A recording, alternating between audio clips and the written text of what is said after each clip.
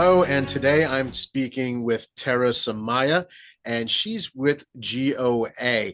And she's going to talk about a very exciting program that GOA has under its wing, and it's called Empower 2A. Terra, how are you today? Good, John. How are you? It's so nice to see you. It's great to see you too. So, you've got a lot of stuff going on, and I want you to maybe give a brief introduction. You're born and bred upstate New York. You're a firearms trainer. I'd say you're an advocate and activist, probably a little bit of both. And now you've taken on this Yeah. new role as coordinator with Empower 2A, which is a program by Gun Owners of America. So, let's talk a little bit about that. Sure. Yeah. So Empower 2A is the women's outreach program of Gun Owners of America. GOA has been near and dear to my heart for many years. I've been volunteering for them for a long time. But with Empowered, we focus on women primarily through education, advocacy, and leadership. So we do a lot of really great work across the entire country, and getting, firearms in the hands of women safely, through, we promote education, we promote training. Definitely we promote advocacy for the Second Amendment. So it's a coalition, we sort of call ourselves, of women across the country. Sure. So, I mean, there's basically, you said what? There's like two of you driving the ship as coordinators, Yes. and you're not even a regional director or anything like that. It's like you two are the coordinators for the entire country. So now you're running events kind of like where? Like what directions are you guys going in? Because I know some of this is just getting restarted up again after some, rebranding. Right, right. Yeah. So we do events across the entire country. We're actually planning an event, sneak preview, save the date for June of 2026. We will be holding our next National Women's Range Day, in Epping, New Hampshire. Exciting news there. Last year it was in Las Vegas, before that, Texas. So we really promote events throughout the entire country. We partner with caliber clubs within Gun Owners of America to host events at ranges, or to assist in events that they host. And we sort of travel. So I've been traveling a lot recently. Um, but yeah, we touch every state across the entire country. Okay, perfect. And now you yourself, so you've been a trainer for how long? How long ago did you get into this? So I've been around firearms for years, since I was a child. But I started actually training other women maybe about 4 years ago. Um, I just, I fell in love with what I was doing for myself and realized, the sort of the climate that we're in here in the Northeast right now, in Massachusetts, that I needed to expand, right? I couldn't be a one woman advocate. Not that I'm saying you can't do that, but it's great to have a band of sisters and brothers behind you, right? Fighting for the cause. So at that point, I started getting more actively involved in advocacy through other organizations. And that's when I got to training at that point. Okay. And then, so after you got into training, you kind of supersized it. And I guess, how did you stumble into like GOA itself? Because GOA it's a great organization. It's a nationwide organization. It's one of what Yeah, I would consider the top five in the country. There's one of the five families is what I call them. So right. you have the Gun Owners of America, you have Second Amendment Foundation, you have NRA, and you have Firearms Mhm. Policy Coalition, as well as NAGAR. So GOA is up there doing this, and they've been Mhm. doing it for a while on a national level. How did you get really as close with them as you are now? Like, so I think this is great. Yeah, sure. So it's actually, well, 2026 is going to be GOA's 50th anniversary. So happy early birthday to GOA. But no, I was drawn to them because they are the nation's only no compromise gun lobby.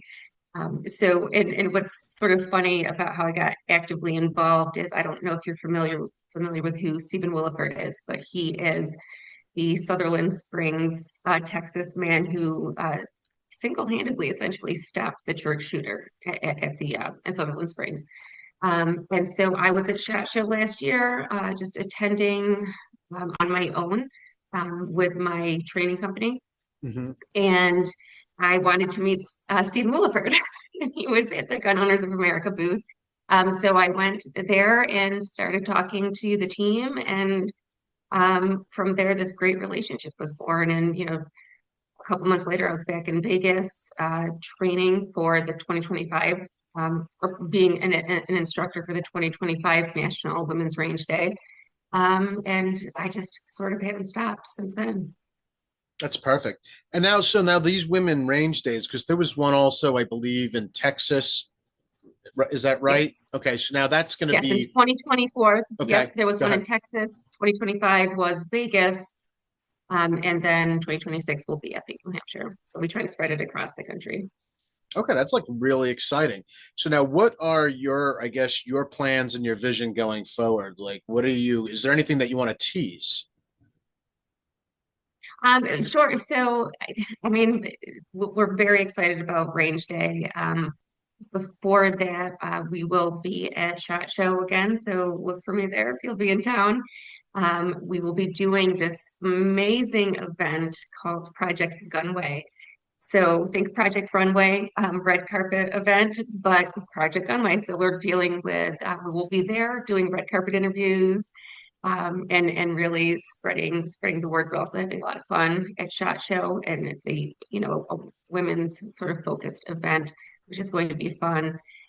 We are also starting a YouTube channel, and we'll be getting a lot more active there. So GOA has their general YouTube channel, some really great folks that do some regular content there, and we will be launching that soon as well, and conducting interviews. Myself and Sukhanel, who is the other sort of she is the woman running the show. But we're really a great team. But we'll be conducting interviews with instructors, with 2A advocates, with people in politics and outside of politics. So really a lot of fun stuff coming down the pipeline.